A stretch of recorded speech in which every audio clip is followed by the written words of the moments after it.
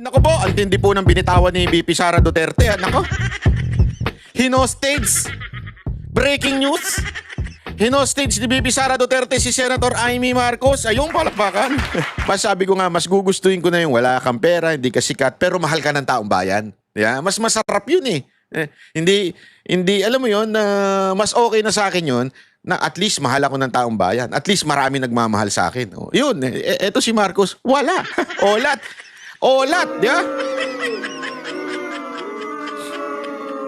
Tandem pa sila nung pinsan niya si Romualdez.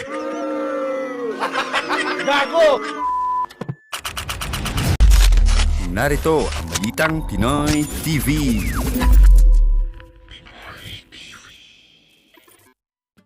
Magandang araw po sa inyo lahat. Ako po si Banat Bay. Nako po, ang tindi po ng binitawan ni VP Sara Duterte. Nako, hinostage.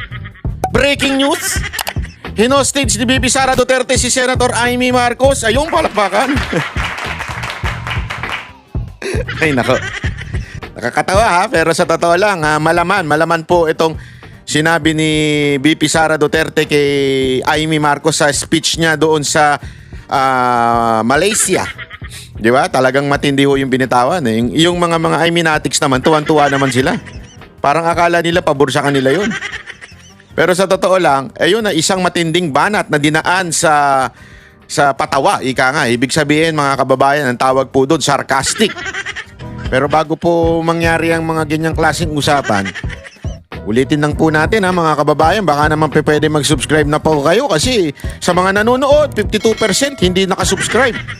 Pero alam nyo nakita ko yung statistics medyo umaangat na po ito.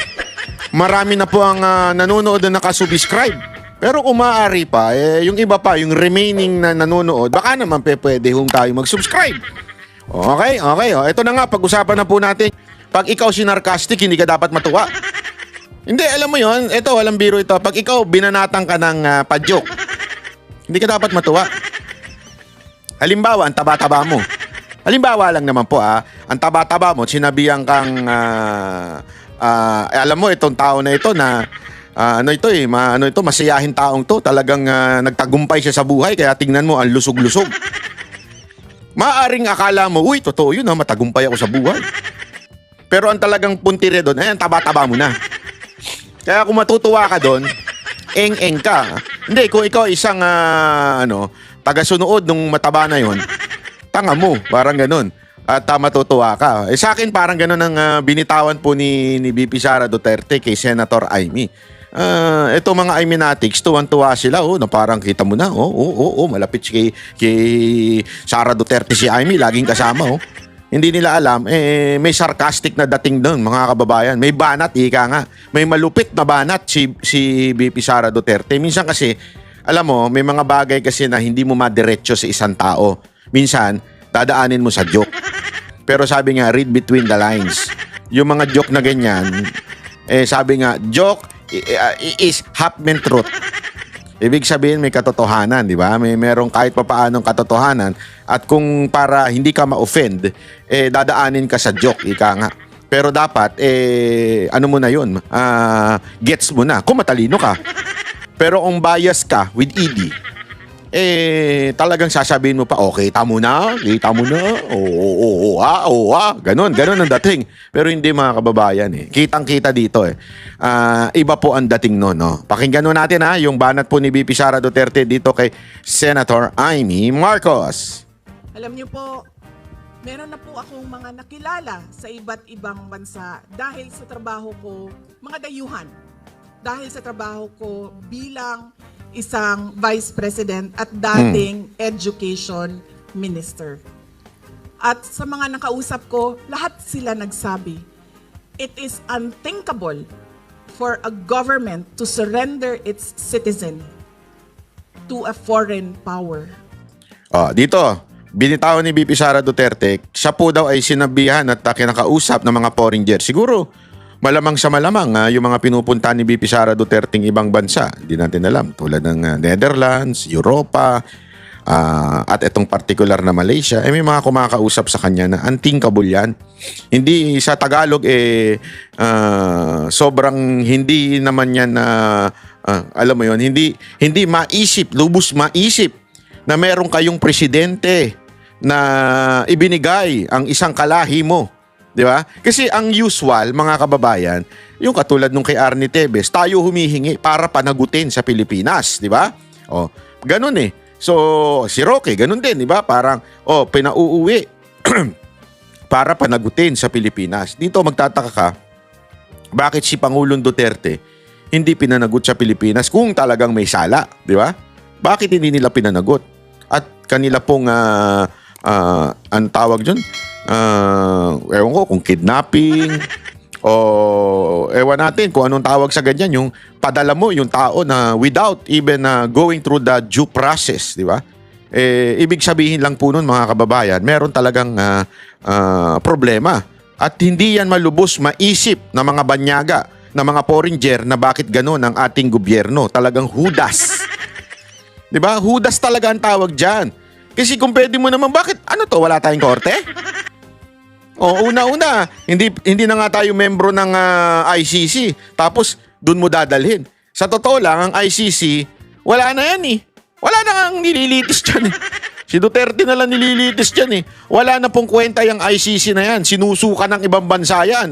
Amerika na nga lang eh, na tinatawag nating friendship. Di ba? Our big brother, tinatawag natin yung Amerika. And yet, kita nyo naman ang ginagawa ni Trump sa mga prosecutor, judges ng ICC. As a matter of fact, meron pang warning na, hoy, kung sino makikipag-cooperate dyan, yari sa amin. Oo. Kaya nga finraise yung mga account ng mga taga-ICC sa Amerika. Ganong katindi o mga kababayan. Ganyang sinusuka yung ICC. Tayo, habang sinusuka ng iba, pinupulot natin tapos ngininginom natin tsaka nginangain natin. Ganon po tayo katarantado. Di ba? Mantakin mo ha. Hindi, eto. Seryoso ito eh. Di ba? Sinuka na ng ibang bansa. Tapos tayo kinakain natin. Kadiri, di ba? Ganon literal. Sinuka ang ICC ng ibang bansa. Tapos tayo, yun ang idadahilan natin kaya dinala natin ng isang dating pangulo natin. Anong tawag mo dun? Di ba? Simpleng-simpleng politika, mga kababayan. Ang tawag sa ganon. Yan ang eksaktong sinabi sa akin ng isa sa mga nakausap ko. Tapos, lingo-lingo siya. Lingo-lingo siya. Siguro, hindi ko alam kung foreigner yun. Kasi kung lingo-lingo, ano yun siguro? hindi ano yun. I cannot understand, ha?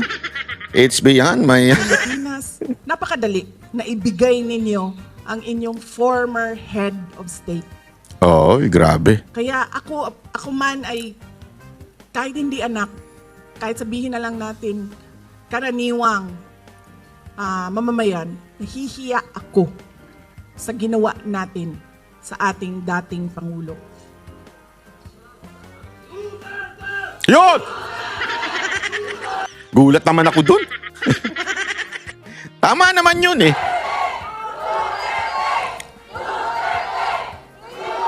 Kaya ba ni Marcos yan?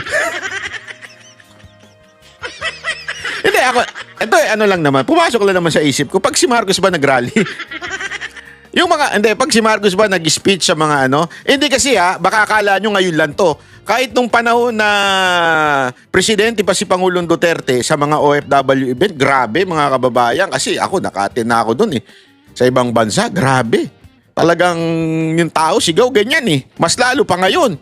Kay Marcos ba pagka nagpunta siya sa ibang bansa o nagpunta siya sa mga press con dito, may sumisigaw ng, Marcos!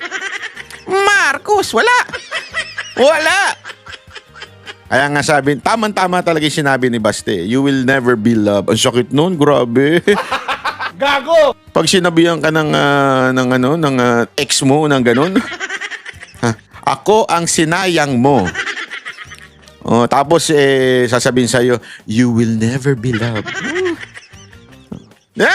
Grabe yun mga kababayan, ang sakit nun. Yan, na ganyan si Marcos.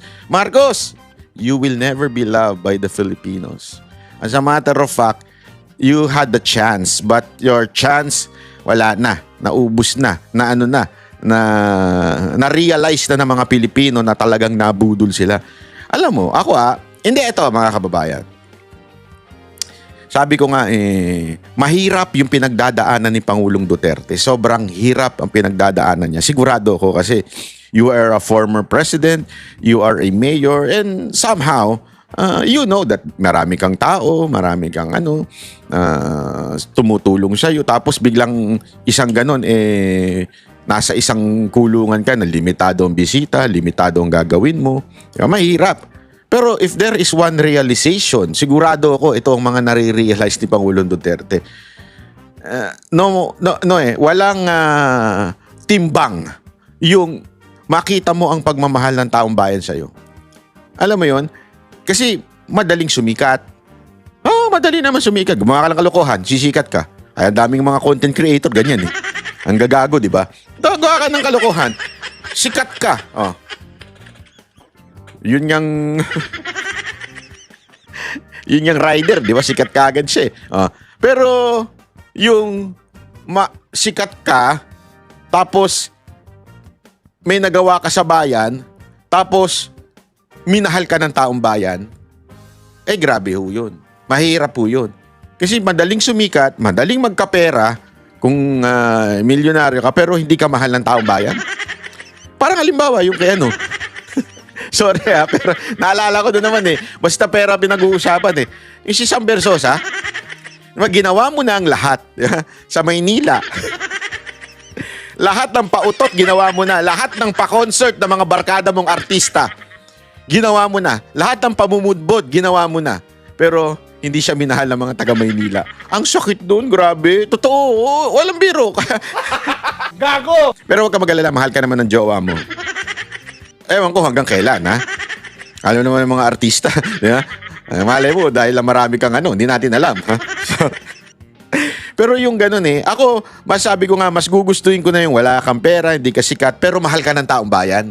Mas masarap yun hindi, alam mo yun, mas okay na sa akin yun, na at least mahal ako ng taong bayan. At least marami nagmamahal sa akin. Yun, eto si Marcos, wala. Olat, di ba? Tandem pa sila nung pinsan niya si Romualdez. Gago! Montakin mo si Romualdez, lahat na ata ng ayuda ginawa, pero ganun pa rin yung ratings niya. Alam mo siguro pag natutulog yun, na galit sa mundo yun. Feeling ko lang pag natutulog. Kasi alam mo, pag natutulog ka, yung pipikit ka na, wala ka nang kasama Ikaw na lang. Kaya nga, hindi ko sinasabing ganito ginagawa nila ha. Kaya nga yung iba, di ba, yung nagpa-party, pero parang similar. Pero hindi ito yung tinutukoy ko ha. Linawin ko lang, hindi ito at hindi si Romales at hindi si Marcos ang tinutukoy ko. Di ba kaya nga yung mga kabataan na nagpa-party para ma-entertain, maraming friends, cheers, blah blah blah, kampay, tapos lahat ng drugs titirahin, lahat ng inumin titirahin, lahat ng babae at lalaki. Kasi ngayon, hindi lang babae ang binabanata ng iba, pati lalaki, binabanata na rin nila Pero pag uwi mo, dun papasok yung depression di ba? Dun papasok yung mag-iisip ka. Lahat ba ito worth it? Lahat ba itong nangyayari sa buhay ko masaya? Kasi sigurado ko, ang isang bagay lamang na talaga papasaya sa'yo, it's not money, it's not fame. Hindi ho yun It's not even physical satisfaction. It's really the love. Love of family, love of friends, love of people that serving under you. Yun talaga ang pinaka Pag hindi, talagang sablay ka, Brad. Sablay. Walang mangyayari sa'yo. Pag pikit mo, talagang mapapaganong ka na lang Kaya nga ako, ang tanong ko nga dito kay Romualdez at kay Marcos, pag pumikit kayo, hindi kaya kasi yung iba, alam mo ginagawa nila. Yung iba hindi ko sinasabing sila to para tuloy-tuloy yung pagpikit nila, magpapakalasing na lang sila o kaya magdodroga sila. Kaya para wala na yung idle moment na pipikit ka at marirealize mo walang kwenta yung buhay mo. Ang gagawin nila, alak. Papakalasing sila para tumba. O kaya magdadrug sila para talagang high na high sila, di ba? Tapos bagsak sila.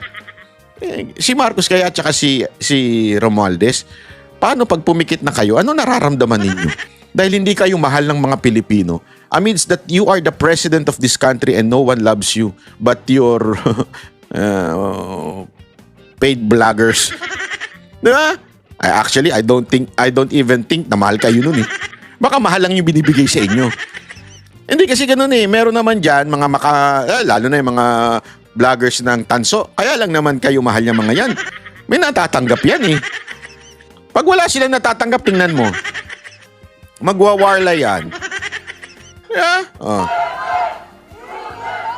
At syempre, inimbita ko si Senator Amy Marcos kung saan man ako pumupunta, dinadala-dala ko siya. Kasi Bakit? sinasabi ko sa kanya, Dinadala mo ba siya dahil gusto mo siya? Dinadala mo ba siya dahil pareho kayo ng style of service to the people? Dinadala mo ba siya because you think mahal niya ang bayan? Bakit mo siya dinadala? Hindi, simple lang ito mga kababayan eh. Huwag na natin paligoy-liguin to. Di ba? Kasi marami nagtataka, magdami nagtatanong, di ba? Ano ba yan si VP Sara Duterte? Nabudol na nga noon, papabudol na naman ngayon. Di ba may mga ganyan? I mean, diretsyon tayo. Maraming nagtatanong na mga Duterte supporter na bakit naman ganyan si Senator Amy? Sigurado ko kasi dami ko makausap sa akin eh. Mga Duterte leaders in different organization and countries. Yun ang laging tanong nila sa akin. Ang sagot ko, ewan ko, mali ko. Hindi naman ako close sa kanila. Ito na nga mga kabalita. Ano na ang masasabi nyo patungkol sa balitang ito? Please comment down below mga kabalita. Pag-usapan natin yan sa comment section. At kung di ka pa nakasubscribe sa ating channel, baka naman